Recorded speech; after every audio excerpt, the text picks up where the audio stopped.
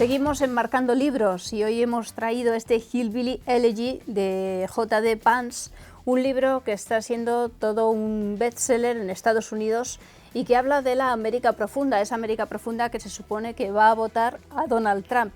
Según New York Times, este libro es un relato detallado y conmovedor de la lucha americana. Pero me dirás si es así o no. Tanto José María Marco. ¿Qué tal, José María? Muy bien, encantado de estar contigo. Como nuestro invitado de hoy, que es Domingo Soriano. ¿Qué tal, Domingo? Hola, ¿qué tal? Creo que este libro te ha encantado. Me ha encantado, soy muy fan. Estoy recomendándoselo a todo el mundo, a todos mis amigos, porque, bueno, ahora vamos a ver las cuestiones políticas que trata, pero no es un libro político, en realidad es una autobiografía, un chico que cuenta su vida y la de su familia. Y para cualquiera que le guste, casi iba a decir la buena literatura, pues se lee casi como una novela, es un libro fantástico. Bueno, Hillbilly, ¿qué son los Hillbilly, José María? Pues los hillbillies son gente de pueblo, gente que no es de ciudad, que no es de las élites urbanas, que no son urbanitas, paletos. Y luego más precisamente de la zona de los Apalaches, del suroeste americano. Esos son los hillbillies y es la familia del protagonista y del autor, que es un chico que vive en cuya familia sale de allí, se van a trabajar a una industria y él, que parecía condenado, ¿no?, un poco a llevar una vida complicada, porque la región ha estado en plena decadencia en los últimos años, sale adelante y se convierte en un abogado de éxito que ahora mismo vive en San Francisco. Va a ir a la universidad. Ha ido a la universidad, ha pasado por el ejército, es decir, ha logrado superar una situación que parecía una situación de alto riesgo, ¿no?, por lo que describe. Bueno, estamos hablando, como decíamos, de un libro que es un absoluto fenómeno en Estados Unidos. Y aquí, como español, Domingo, ¿qué es lo que te ha enganchado de este libro? Bueno, a mí me gusta mucho la política, la historia americana y, a ver, en Europa se está contando una historia sobre el ascenso de Trump y sobre todo, más que sobre Trump, que es un personaje, a mí no me gusta nada, me parece un tipo detestable, pero sobre todo sobre sus seguidores, ¿no? Es decir, se hace una equiparación, se les pinta siempre como unas personas sin principios, o amorales, o una sociedad descompuesta. Y este libro a mí me gusta porque cuenta cómo son muchos de esos seguidores de Trump, de los que en Europa se hace simplemente un arquetipo, un trazo de trazo muy grueso, un retrato un poco absurdo. Y él cuenta cómo es esa gente, con sus problemas y con sus virtudes. Él no es nada complaciente, él hace unas críticas a todos, incluso a sus abuelos, que son los que le crían, pero dice que fueron muy malos padres con sus padres, y a su madre, que es una alcohólica, también hace una crítica muy dura, pero al mismo tiempo lo hace con mucho cariño. Es decir, él retrata a sus amigos que fracasaron donde él ha triunfado y los trata con cariño, también con veracidad. No evita las culpas, dice claramente que la culpa de que a una persona le vaya mal en la vida suele ser de esa persona por las elecciones que toma, pero tampoco evita el debate sobre cómo esa sociedad que era pujante, o cómo esa clase social que era pujante a mediados de siglo, a los años 40-50, se ha ido viniendo abajo. Entonces dice, oiga, la culpa es de cada una de las personas, no pongamos excusas, pero para comprender lo que está pasando sí que es necesario a lo mejor hacer un análisis económico, social, sobre cómo era ese grupo y cómo es las relaciones y cómo ha ido evolucionando la economía americana. Entonces es un libro muy válido para todos aquellos que estén hartos de esos reportajes en blanco y negro de la prensa española, de buenos y malos, pues yo creo que les aportará muchísimo. Él también incide en que es muy importante la cultura, el factor cultural. Es verdad que ahora mismo son pueblos medio abandonados, en el que nadie trabaja.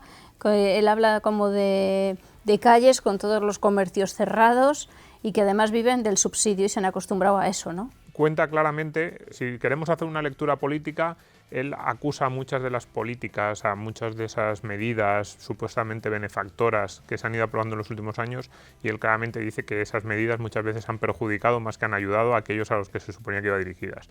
Pero él, fíjate, da dos pasos atrás y dice, cuidado, vamos a mirarnos a nosotros mismos, nuestra propia cultura. Y entonces él retrata a una clase social que dice que es muy orgullosa, individualista, que es muy trabajadora y que siempre ha confiado mucho en sus propias posibilidades, pero dice que en los últimos años esa clase social ha ido buscando culpables, ha ido pensando, no, la culpa de lo que a mí me pasa o de esta decadencia es de los medios de comunicación, o es de los poderosos, de las grandes empresas que se llevan sus empleos a China, o es de Obama, de los políticos en Washington. Inmigrantes. De los inmigrantes. Entonces han ido buscando a quién poder echar la culpa de lo que les está pasando sin pensar, oye, mírate tú, llevas 20 años siendo un alcohólico, te han dado millones de oportunidades para rehabilitarte y no lo has conseguido. Mira cómo tratas a tus hijos, mira todos los trabajos que has perdido por ser un vago. Él empieza el libro contando una anécdota de que fue un verano a trabajar para ganarse un poco de dinero antes de ir a la universidad y que en la fábrica en la que trabajaba su compañero se tiraba, hacía 4 o 5 descansos de 1 hora a lo largo del día, llegaba tarde la mitad de los días, faltaba al trabajo 2 o 3 veces a la semana y de repente lo echaron a los 3 meses y el tipo fue y decía, pero ¿cómo me pueden hacer esto? Es que esta economía que ha impulsado los grandes poderes, es que está acabando con la clase trabajadora. Y dice, oye chico, pero es que mira lo que estás haciendo tú con tu vida. Es gente que se conforma viviendo con el subsidio, ¿no? Sí, eso es una cosa que siempre le reprochan los americanos de las costas este y oeste, es decir, las élites que desprecian a los americanos de en medio, del centro.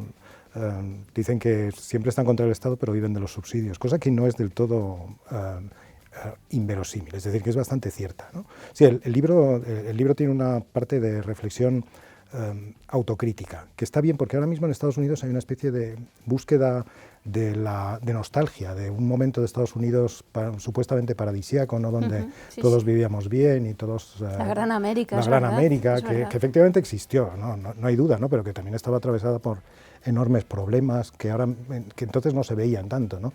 Era la Gran América, pero los negros no estaban integrados precisamente, ¿no? Y había otros muchos problemas que simplemente no salían a la luz, ¿no? Y el libro este está bien porque la nostalgia no es el motor del asunto, ¿no? Es más bien una mirada realista, es una sociedad que llevaba en sí mismo el germen de problemas muy serios, ¿no? Es un libro que pertenece a toda una serie de obras que ahora mismo están publicándose en Estados Unidos, bueno, también en Europa sobre nuestras propias naciones, ¿no? Pero en Estados Unidos sobre Estados Unidos, ¿no? Sobre qué es lo que está pasando, ¿no? para que se haya llegado a esta situación en la que en términos políticos, ¿no? Se sientan representados por alguien como Trump, ¿no? Y luego una figura como Hillary Clinton, que es una figura, bueno, muy discutida y discutible, ¿no? pero que es cierto, en sentido es bastante convencional por muchas cosas, suscite también un rechazo tan visceral, ¿no?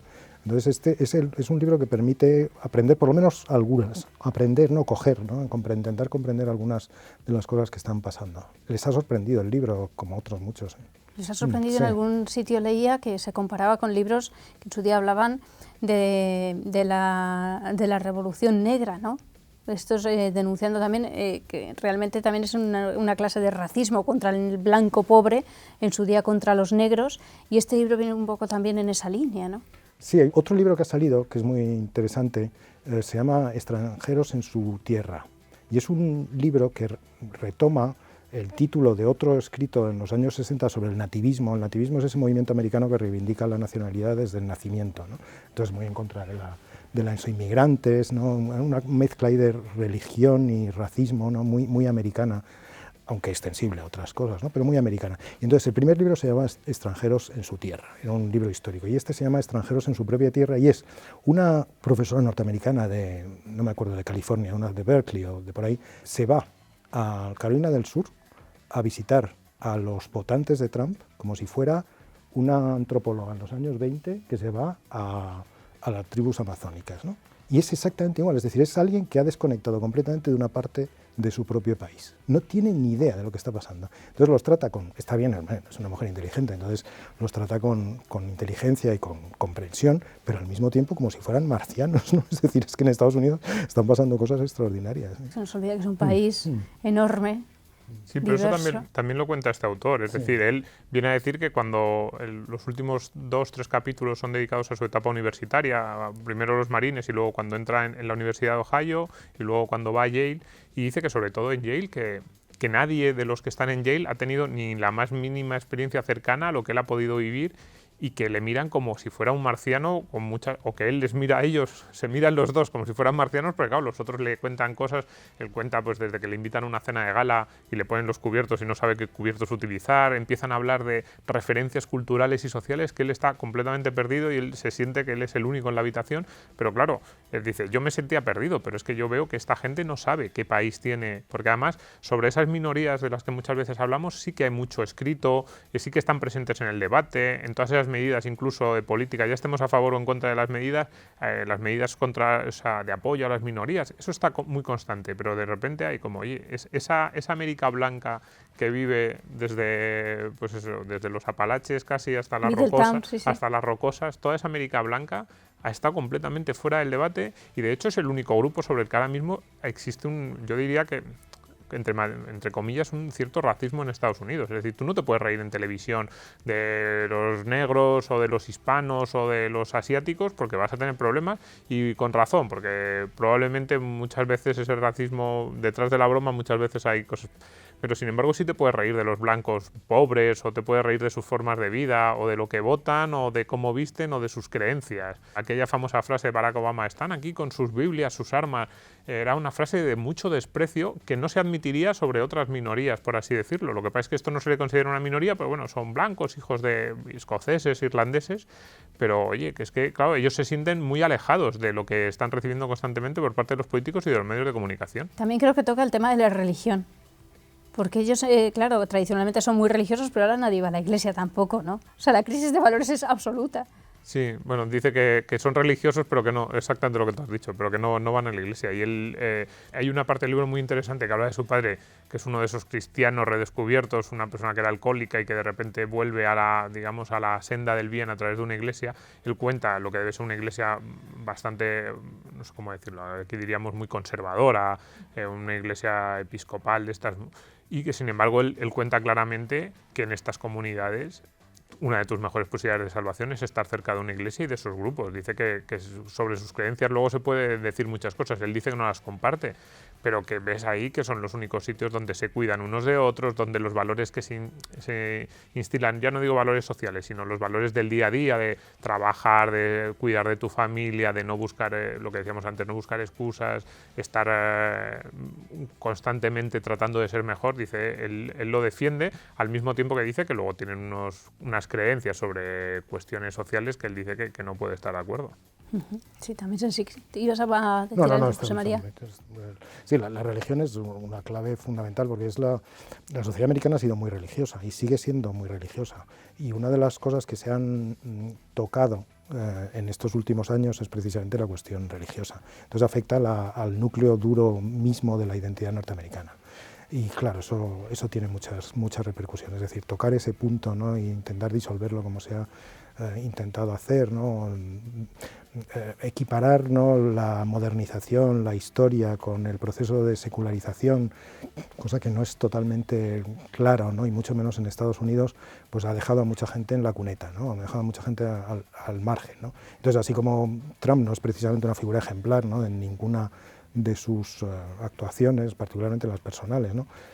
Sin embargo, está respaldado por todos los evangélicos de Estados Unidos, está respaldado más entusiásticamente, porque mucha gente se siente identificada no por el personaje en sí, sino por aquello contra lo que protesta, ¿no?, lo que significa. Claro, ahí se ha abierto otro enorme agujero. ¿Sí? Antes de empezar a hablar ante la Cámara del libro, teníamos aquí un debate si interesaría o no esta historia en España, porque el único problema que tiene este libro, es que no está de momento traducido, no sabemos si lo traducirá o no HarperCollins.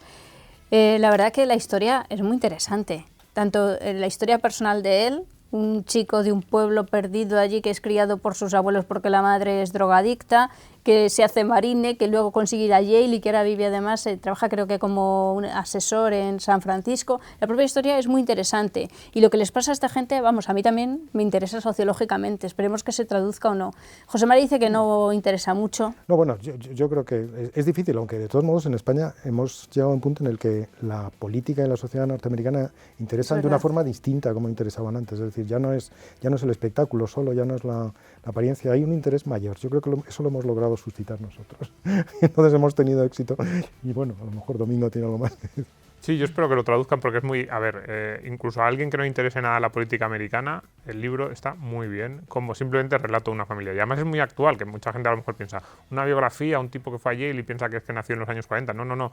El chico es muy joven, creo que nació en el año 84, 32 años, y el libro lo publicó a comienzos de este año, con lo cual el libro es muy, muy actual. Lo que cuenta, las referencias culturales, cualquiera se va a sentir reflejado. Y hay muchas partes de España que a lo mejor hay muchas familias que, bueno, desde otro punto de vista, pero que también sienten que en España pues también a lo mejor no igual, no podemos hacer una equiparación, pero sí que puede haber partes de la sociedad española que se sientan reflejadas en muchas de las cosas que cuenta este chico. De momento Clint Eastwood no ha hecho películas sobre esta minoría, ¿no? Porque Gran Torino me recordaba, por ejemplo, antes la minoría asiática, ¿no? Sí, no, bueno, y Gran Torino también cuenta un poco, o sea, el personaje de Clint Eastwood en Gran Torino, sin ser exactamente un hillbilly, pero sí que tiene muchas cosas en común, y ese barrio degradado de las afueras de Detroit, parece las afueras de Detroit, sí que...